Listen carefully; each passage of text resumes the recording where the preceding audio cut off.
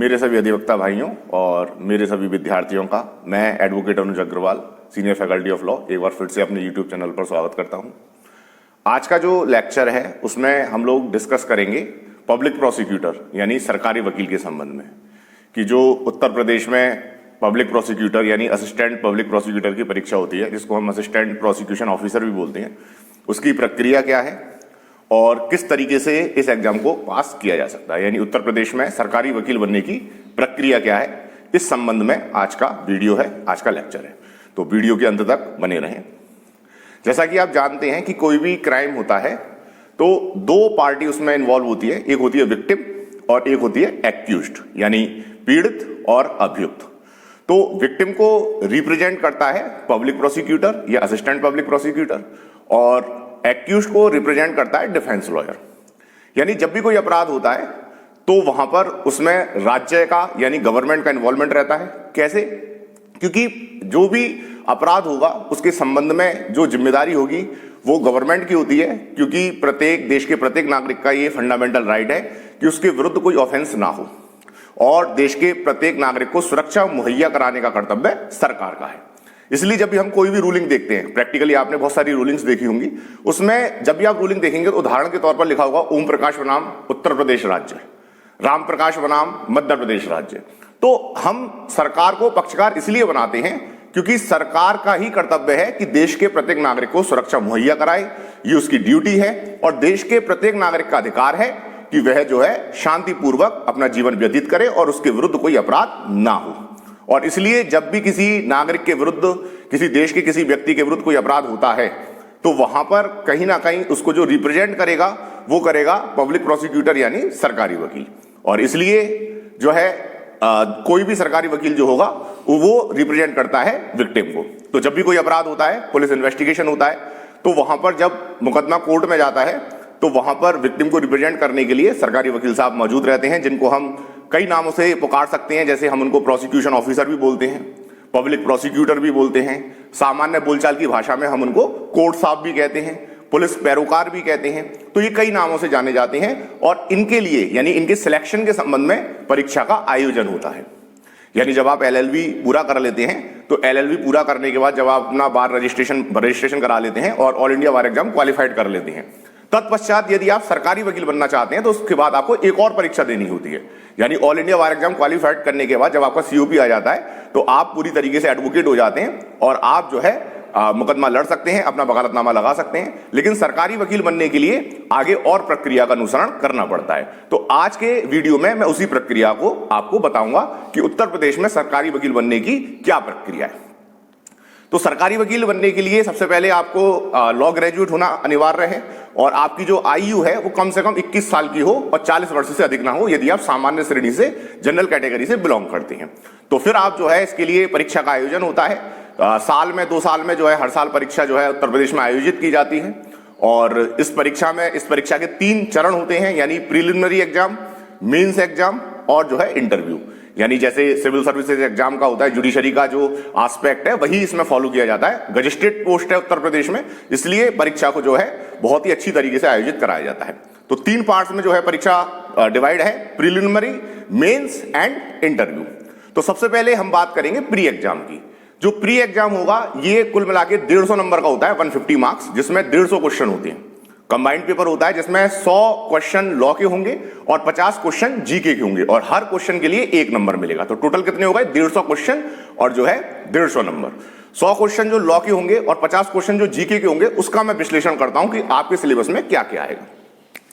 तो जो हमारा APO प्री है, क्योंकि यूपी में इसको APO के नाम से संबोधित किया जाता है, असिस्टेंट प्रोसिक्यूशन ऑफिसर, यानी सहायक लोक अभियोजक या सहायक अभियोजन अधिकारी। तो इसमें जो है इसके 2 चरण हैं। लॉ, जिसके लिए 100 नंबर निर्धारित किए गए हैं, और दूसरा है जीके, जिसके लिए 50 नंबर निर्धारित किए गए हैं। तो इसमें 100 नंबर में सबसे ज्यादा क्वेश्चन नंबर 1 IPC के 35 प्रश्न पूछे जाते हैं। फिर दूसरे नंबर पर CRPC जो है उसके जो है 25 प्रश्न पूछे जाएंगे। एविडेंस के जो है 25 प्रश्न पूछे जाएंगे और बाकी के जो 15 प्रश्न होंगे वो आपके पुलिस एक्ट और उत्तर प्रदेश पुलिस रेगुलेशन। तो टोटल कितने हो गए? 25 और 25 50 और 35 85 और 15 100। इस तरीके से ये वेटेज होता है लॉ का। 100 प्रश्न पूछे जाते हैं जिसमें मैंने आपको बता दिया कि IPC, CrPC, evidence, police act and police regulation, ये तैयारी आपको करनी होती है और उसी तरीके से तैयारी करनी है। यानी बेरेक्स पर अच्छी कमांड हो, सारे सेक्शंस पर अच्छी कमांड हो, आपको थॉरोली सारे सेक्शंस याद होने चाहिए, रूलिंग्स पर अच्छी कमांड हो और कॉन्सेप्ट जो है आपको थोड़ा थोड़ा जो है हर धारा का पता हो। यानी ओवरऑल जो है एक अच्छे लेवल का कंपटीशन होता है तो अच्छी पकड़ होनी चाहिए चारों विषयों पर, तभी आप जो है अच्छे नंबर स्कोर कर सकते हैं। अब बात करते हैं जीके की, क्योंकि जीके, बिना जीके की तैयारी के आप कोई भी कंपटीशन सिलेक्ट नहीं हो सकते किसी भी कंपटीशन में। यानी जीके जो है एक ऐसा विषय है जो कि प्री, मेंस और इंटरव्यू तीनों जगह आपका साथ देता है। कोई भी व्यक्ति अगर आगे जज बनने का सपना देख रहा है, सरकारी वकील बनने का सपना देख रहा है, जब तक उसकी कमांड जीके पर नहीं होगी वो किसी भी कंपटीशन में सिलेक्ट नहीं होगा। आप ये बात मान के चलिए। तो जीके को भी नजरअंदाज नहीं किया जाएगा। जीके के सिलेबस को हम लोग देख लेते हैं। इसमें सबसे ज्यादा पोर्शन हिस्ट्री का आता है। हिस्ट्री पर अच्छी कमांड होनी चाहिए। 16 प्रश्न अकेले इतिहास से पूछे जाते हैं, 16 प्रश्न। उसके बाद दूसरे नंबर पर जो बात आती है वो आती है जनरल साइंस की, यानी सामान्य विज्ञान, जिसके करीब 8 प्रश्न होते हैं, जिसमें आपको physics, chemistry, zoology, botany, environmental science संबंधी एक एक दो प्रश्न जो है हर क्षेत्र से पूछे जाते हैं। उसके बाद तीसरा जो खंड है उसमें आता है इंडियन पॉलिटी। इंडियन पॉलिटी, और मुझे नहीं लगता कि लॉ के विद्यार्थियों के लिए कोई इसमें दिक्कत आती है क्योंकि हम लोग कॉन्स्टिट्यूशन अच्छे से कवर कर लेते हैं पहले ही, इसलिए इंडियन पॉलिटी और थोड़ा सा इकोनॉमिक्स का भी पोर्शन भी इसमें पूछा जाता है। तो इंडियन पॉलिटी एंड इकोनॉमी, जिसके 8 प्रश्न करीब होते हैं। उसके बाद इसमें वर्ल्ड ज्योग्राफी एंड पॉपुलेशन यानी डेमोग्राफी, उसके करीब 8 प्रश्न पूछे जाते हैं वर्ल्ड ज्योग्राफी एंड पॉपुलेशन के। और फिर जो है आखिरी में करंट इवेंट्स,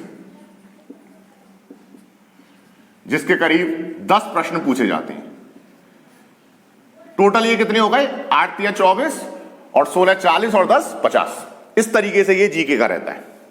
और आपको जो है इसमें हिस्ट्री पर अच्छी कमांड हो। करंट इवेंट्स तो आप लोग मैगजीन्स वगैरह देखते हैं, जैसे बहुत सारी लॉ से संबंधित मैगजीन्स भी आती हैं, बहुत सारे लोग दर्पण पढ़ते हैं, क्रॉनिकल मैगजीन आती है, तो आप रेगुलर मैगजीन्स पर कमांड बना के रखें, जिससे आप करंट इवेंट्स और जो भी लॉ के संबंध में डेली जो रूलिंग्स आती हैं सुप्रीम कोर्ट की, या जो भी घटनाएं देश विदेश में होती हैं, उन पर हमारी पकड़ अच्छी तरीके से बनी रहे। 150 नंबर का ये कंपोजिट पेपर होता है, जिसके लिए आपको 2 घंटे मिलते हैं और 2 घंटे में आपको ये पेपर पूरा कवर करना होता है। 2 घंटे का समय है और आपको ये 150 नंबर का कंपोजिट पेपर सॉल्व करना है। और मैं आपको बता दूं कि जनरल कैटेगरी के जो विद्यार्थी हैं, सामान्य श्रेणी के जो विद्यार्थी हैं, अगर इस परीक्षा में आगे बढ़ना चाहते हैं, मेंस देना चाहते हैं, तो कम से कम आप ये मान के चलिए कि 70% अंक आपको चाहिए, यानी करीब 100 से 105 नंबर आपके होने चाहिए। क्योंकि इससे कम में अगर आप आते हैं तो फिर आप जो है प्री में डिस्क्वालीफाइड हो गए, आपको मेंस का टिकट नहीं मिलेगा। मेंस का टिकट लेना है तो कम से कम इस परीक्षा में 70% कम से कम नंबर होने चाहिए, 70% से ऊपर ही होने चाहिए, यानी 100-105 नंबर तो मिनिमम होने ही चाहिए। और इसकी तैयारी का वहां पर हम विश्लेषण करें तो यही है कि लॉ पर अच्छी कमांड हो, चारों विषयों पर अच्छी कमांड हो, और जीके पर आपके जो महत्वपूर्ण विषय है, यानी अगर कुछ स्टूडेंट ऐसे होते हैं जिनकी हिस्ट्री पर अच्छी पकड़ होती है, किसी की साइंस पर अच्छी पकड़ होती है, तो अपने विषय की मजबूती के साथ, कि जिस विषय में आपकी मजबूती है उस पर अच्छा फोकस करें और उसी आधार पर इस परीक्षा की तैयारी करें। सबसे महत्वपूर्ण बात नेगेटिव मार्किंग होती है, तो इस बात को भी आपको ध्यान में रखना है कि तैयारी अच्छी कसौटी पर होनी चाहिए। ये ऑल इंडिया बार एग्जाम लेवल की परीक्षा नहीं है जिसमें कि नेगेटिव मार्किंग नहीं होती थी। आपको और अच्छी तैयारी करनी है, क्योंकि मैं लगातार अभी तक ऑल इंडिया बार एग्जाम के संबंध में आपको बता रहा था, आज नया विषय मैं आपके सामने लेकर आया हूं, तो आपको ध्यान रखना होगा। ये अच्छा जो है लेवल का पेपर है, एक गजेस्टेड पोस्ट आपको जो है मिल जाएगी, सरकारी वकील आप नियुक्त हो जाएंगे, इसलिए थोड़ी सी मेहनत आपको करनी होगी और नेगेटिव मार्किंग जो है यहां पर होती है। इन सब बातों को ध्यान में रखते हुए आप अपनी तैयारी करेंगे। तो कुल मिला के एपीओ प्री क्वालिफाइड करने के लिए आपको चारों विषयों पर पकड़ होनी चाहिए, जो लॉ के चारों सब्जेक्ट मैंने बताए, और रेंज पर ध्यान रखना है कि हमको बेरेक्ट बहुत अच्छे से पढ़ना है, थॉरोली पढ़ना है, हमारी रेंज अच्छी होनी चाहिए, यानी सेक्शंस को, ज्यादातर सेक्शंस को कवर करना है, क्योंकि प्री और मेंस में बेसिक यही अंतर होता है कि प्री में हमको थोड़ा सा रेंज जो है वो ध्यान में रखनी होती है, ज्यादातर सेक्शंस कवर करने होते हैं, और मेंस में हमको सिलेक्टिव सेक्शंस को डेप्थ में पढ़ना होता है। तो आज के लेक्चर में हम लोगों ने ये सीख लिया कि एपीओ पीए का सिलेबस क्या है और अपनी तैयारी हम लोग कैसे करेंगे। अपने नेक्स्ट लेक्चर में मैं प्रॉपरली थॉरोली एपीयू मेंस के जो विषय हैं, एपीयू मेंस की तैयारी कैसे की जाती है, क्या स्ट्रेटेजी है, वो मैं डिस्कस करूंगा। आप प्री की तैयारी अच्छी से करें, क्योंकि मुझे लगता है बहुत जल्दी वैकेंसी यूपी में मई जून के आसपास जो है वैकेंसी यूपी में आने वाली है एपीयू के लिए, और फिर जो है प्री परीक्षा आयोजित की जाएगी।